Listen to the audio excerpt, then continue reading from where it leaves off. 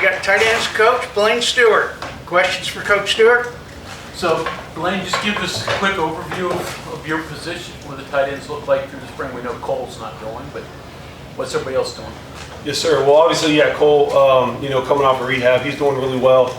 But in terms of everyone else, we've really used this spring as a spring of growth.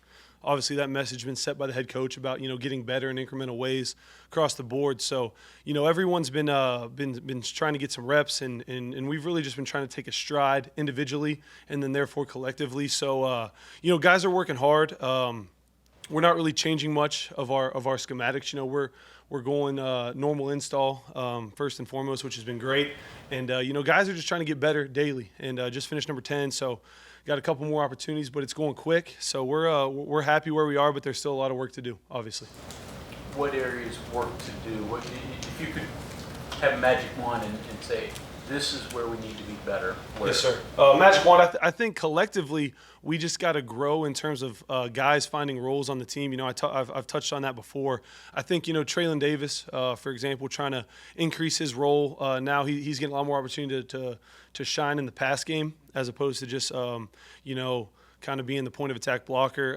Young guys like Will Dixon and Noah, their biggest thing is just proving that they're ready to compete at a high level this fall. So their growth is being measured differently, and that's more overall preparation for the fall.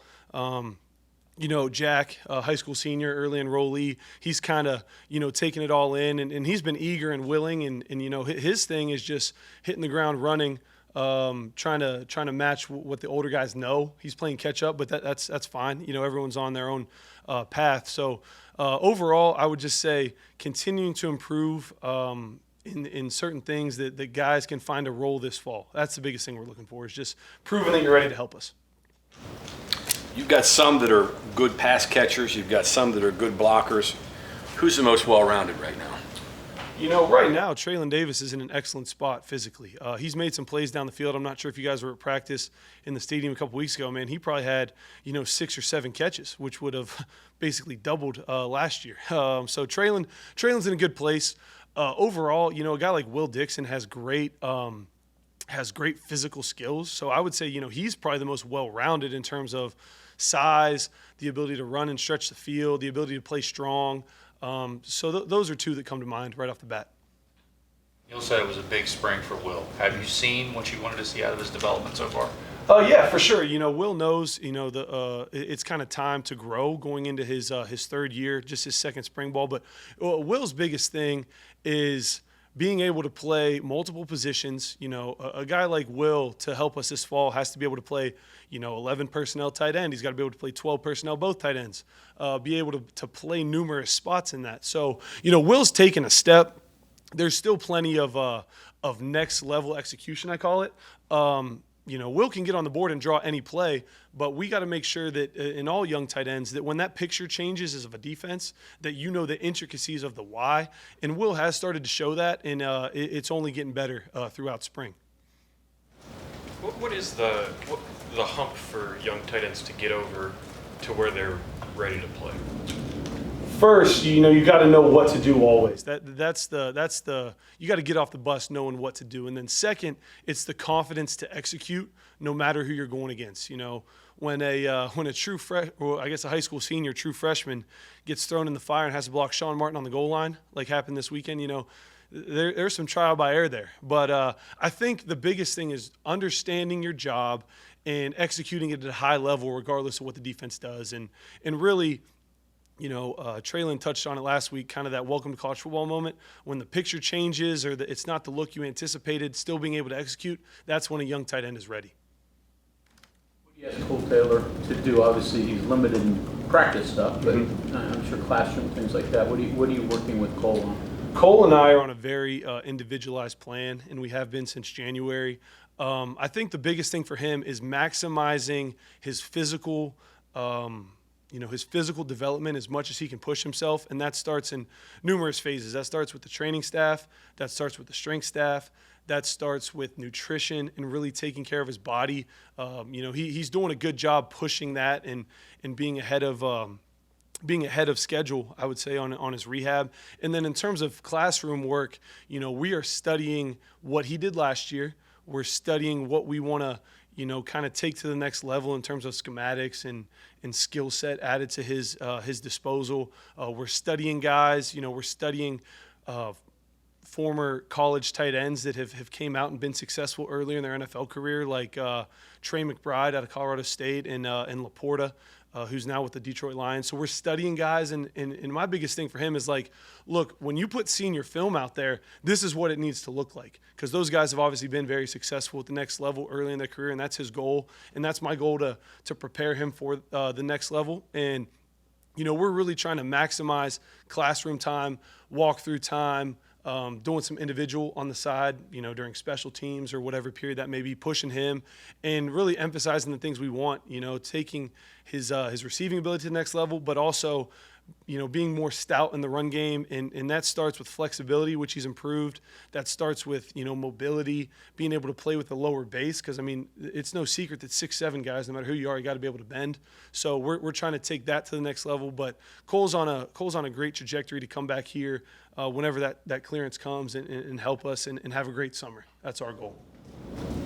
How much did your time with the Steelers, seeing what they do with the tight ends, and that influence what you're doing now and what you're incorporating in this?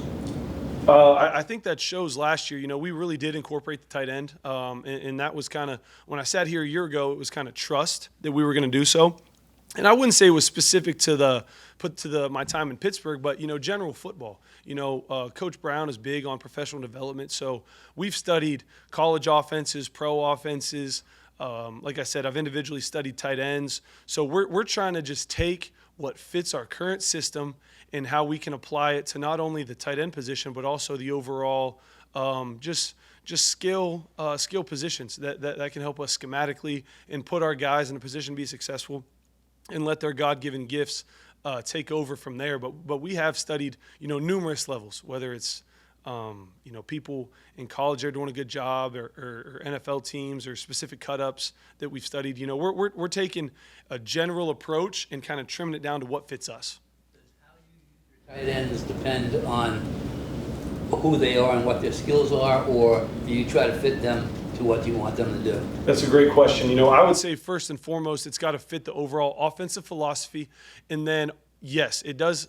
Certain guys are going to be asked to do certain things, but when you've got a guy like Cole who can do what he can do, general football for us, you got a guy like Traylon Davis who's a really strong point of attack guy. I got to be better about trying to get him involved in the pass game. But we just try to fit guys, and it's no different than running backs with their skill set, receivers with their skill set.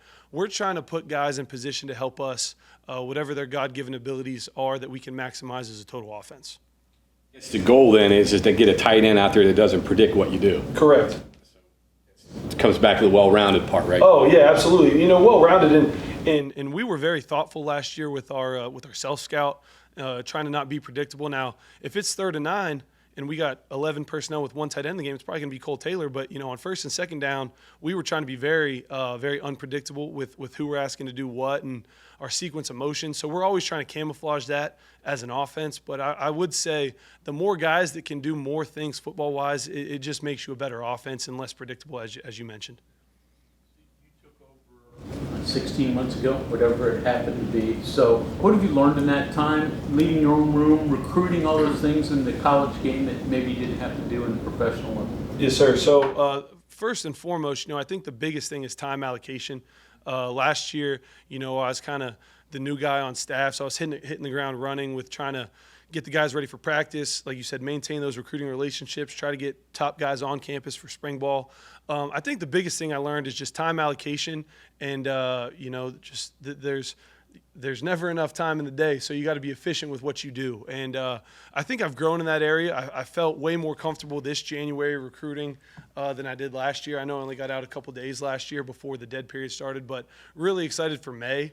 I've got a lot of plans with the recruiting staff lined up for our May. General, obviously area recruiting first and foremost, tight end recruiting.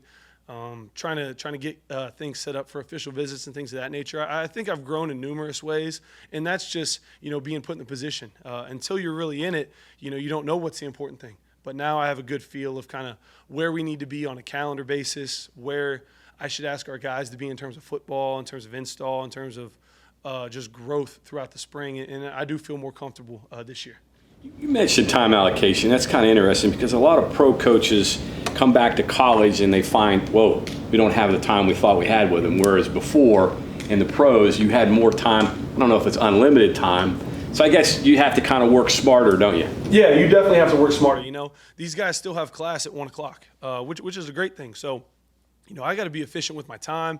I got to be efficient with what I'm asking them to do, what I'm asking them to, do outside of this building in terms of preparation for not only football, but, they got a lot going on. We got the elite climbers that are busy, that are doing business proposals, and guys are in grad school. So I would just say, it's still football, but the biggest thing is I got to be efficient with what I'm asking them to do because, there's a lot going on outside this building, which in any profession, people got their personal lives, but we got to make sure that when I have a 40-minute position meeting, I'm not wasting any bit of that time. I got to recap whatever the previous day was, get ready for today, and then, show enough film that we can go out and execute, which, I feel like we're doing a really good job as a total staff of, not over installing, but really putting our guys in position to be successful and build it. So by the time we come out of the spring, we have a whole bank of things to look back on and then prepare for throughout the summer. How hard is it to find someone that checks all the boxes? Size, speed, strength, catching ability, the tight end has to do, and how much competition does basketball and power forwards give to narrow that field down? I would say we do love dual sport athletes, and that's one thing. When I was with the Steelers, that was a major point of emphasis. That numerous guys that have been drafted by the Steelers were dual high school sport athletes. So I love when a guy plays basketball. I think it's a great way to evaluate too. There's competition, there's body movements, there's leadership ability. So I love evaluating dual sport athletes. I would say, there's not a lot of ready-made tight ends available in at any level. You look at major college, you look at Group of Five, you look at FCS, and then you look at the NFL. There's only a handful of guys that are the ready-made, freaky, show up day one, ready to go products. So there's projection out there, there's development out there, and that's why numerous things, skill development, off-season training, all those are so important because you look at the landscape of high school football, there's very few ready-made guys that are going to show up a day one starter. But there's a ton of guys out there that have developed in the right system. You could take a guy that by the time he's going into his second or even third year, he's going to be a hell of a player. So we just got to do a good job projecting, developing, and then retaining once they're here. Like a Dr. Frankenstein putting a tight end together? Yes, sir. There's different guys. You can take a big kid out of high school that may already be 250 pounds and reshape his body, or sometimes there's projections on 210-pound guys that he's got the frame to hold the weight, or there's a guy that's a receiver right now that's going to grow into a tight end. So there's numerous body types, and you're right. It's kind of finding a needle in a haystack of casting a big net and hand picking select guys that are going to come fit your program and be ready to go by the time their number's called, whenever that time is. What do you see on Noah Brand? He's done an excellent job in terms of understanding the playbook, understanding what we're kind of asking his body type to do. Obviously, he's playing all the tight end positions right now, but I see him as a guy that can model his game after Traylon Davis and really be a move tight end for us. Flex out in the slot, play what we call in the hip position off the tackle, move around, be in motion at the snap. He's done a really good job. You can see his athletic skill set show from when he was asked to play basically every position at University High School. He's doing good. It's crazy, a year goes by quick.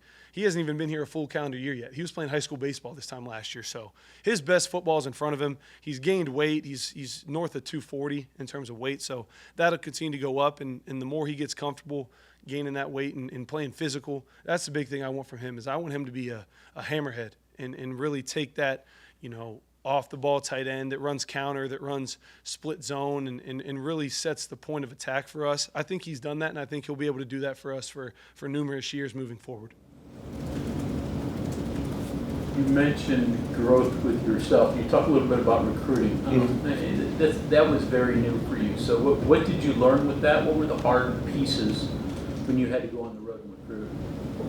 I think recruiting's a lot like people relationships. So I feel comfortable, being able to go and talk in front of a high school coach, and it's unbelievable how many connections there are out there.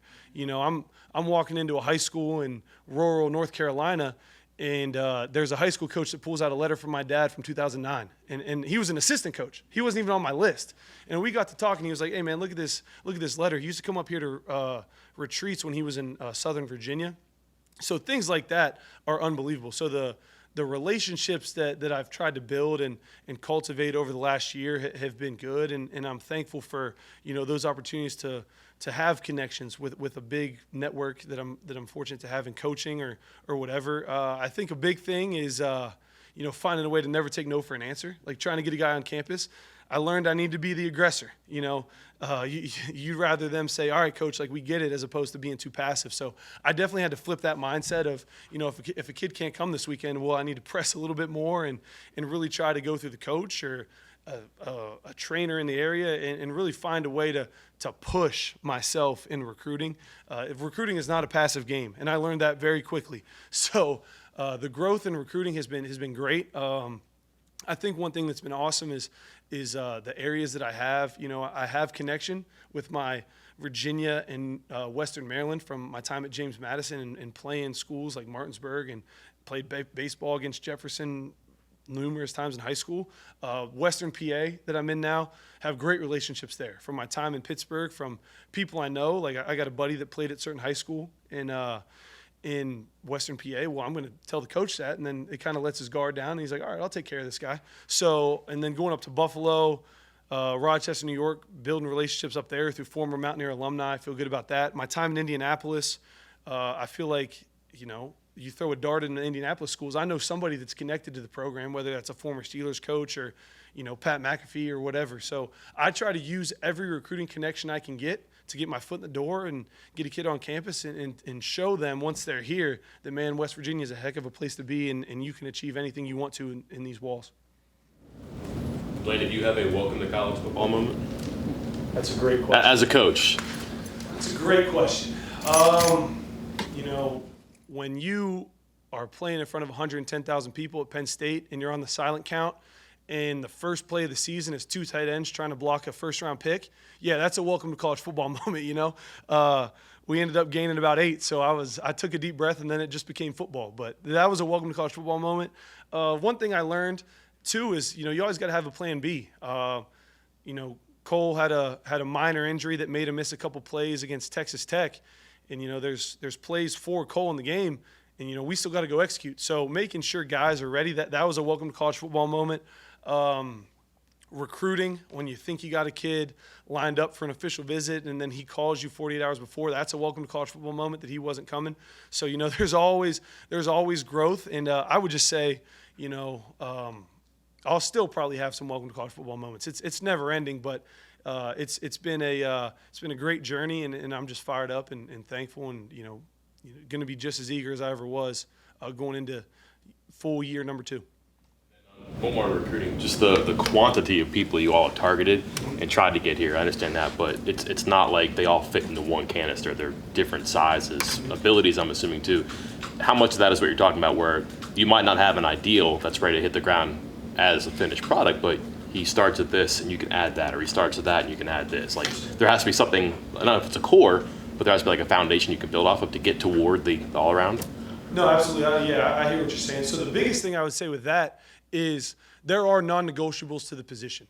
Size is one, athletic ability. Now, there may be different, levels of athletic ability, right? But just looking at this last class, Jackson Marco, we needed a big human being.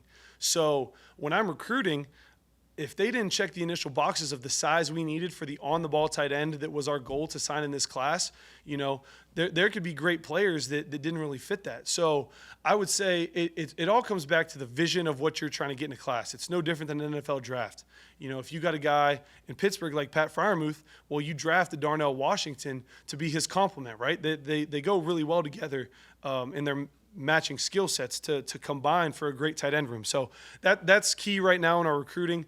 I kind of tier them into different categories, big human being that has athletic ability, best football player available. You know, we may give up an inch of size and maybe 10 pounds of weight, but if he's dynamic with the ball in his hand or he's explosive, you know, he'll be in that category. And then it comes down to pairing up, you know, the finished product of what you want a recruiting class to look like. So I think there are non-negotiables of the position that everybody's got to check a certain box, and then from there you kind of tier different guys into, all right, this is our big group that we're recruiting, this is our kind of smaller guys that we envision becoming this category, and go from there. You know, it's all about the individual player and how they fit in our program and vision.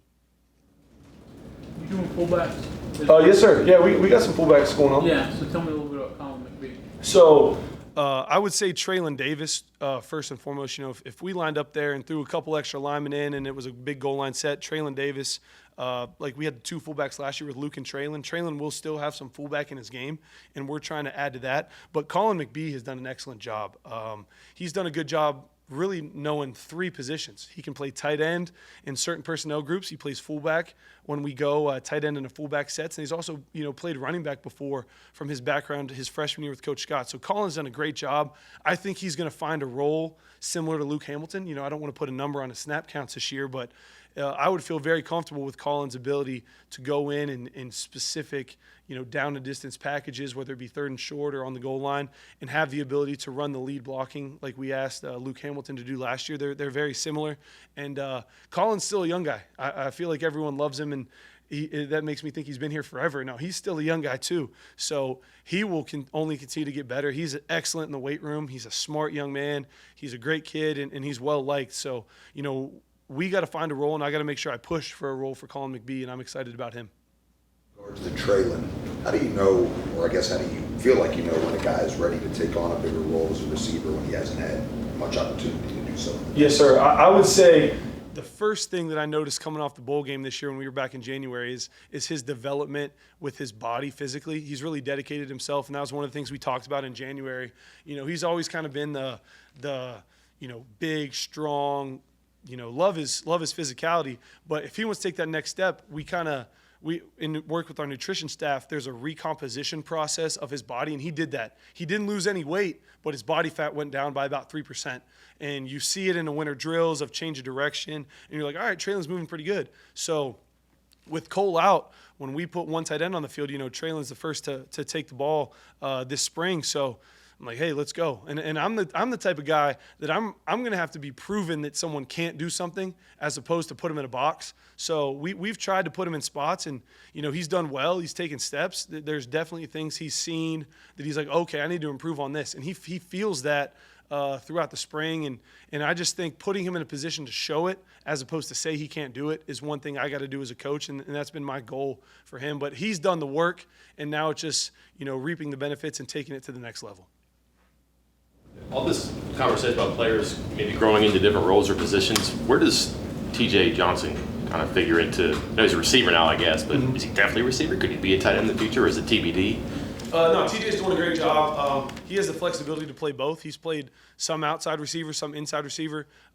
Still, he's weighing a good bit. I'm not sure exactly where he's at, but he could, if we got in a pinch, come back to tight end. But right now, TJ's just focused on doing a good job and trying to find a role, whether that be outside or inside. And we'll take the tight end play if we would need it. But he's doing an excellent job as a receiver right now for Coach Marshall. Okay, thank you very much. Thank you, guys.